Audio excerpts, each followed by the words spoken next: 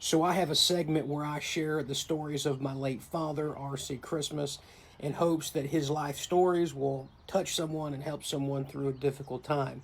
This episode is A Man Can Start Over.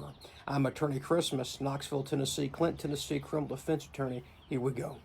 So from about 1999 to about 2007, my parents lived and I lived in a place called Yulee, Florida, and they owned a septic tank business and drain field business called Brewer's Septic Tank Service. Brewer was the guy that my dad bought the business from.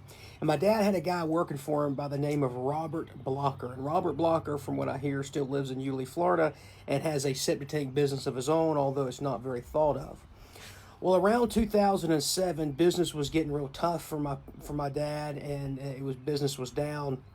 And Mr. Blocker thought it would be a great opportunity for him to start his own business, but he did not want to be in competition with my father because he knew he was going to make it.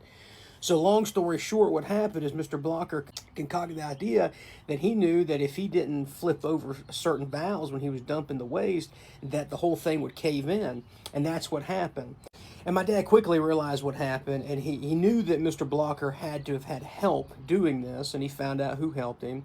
And so one day, I come home from school after football practice, and my parents tell me, hey, you're moving in with your grandparents for the moment in time while we wrap the business up.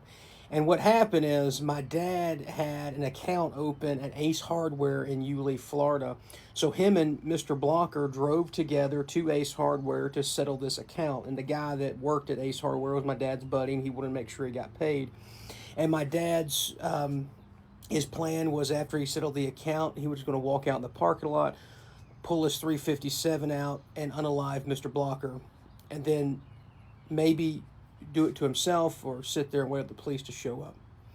So they go into Ace Hardware, they settle the account, and my dad turns to Mr. Blocker and he says, I know you have your piece on you. So when you walk out the front door, be prepared to kill or be killed. So my dad goes to the parking lot. It's an empty parking lot, and he puts the tailgate of his F-350 dually down and sits there and pulls his 357 out. He's waiting on Mr. Blocker to come out, and Mr. Blocker isn't coming out, and my dad's just sitting there waiting on him. A period of time later, the front door of Ace Hardware flings open, and Mr. Blocker takes off running to the right, around the corner, over the road, and behind a business that's across the street. My dad just goes to his drink cooler, he gets a Diet Mountain Dew, he sits on the tailgate, and he drinks his Diet Mountain Dew, waiting on Mr. Blocker to come out from behind the business.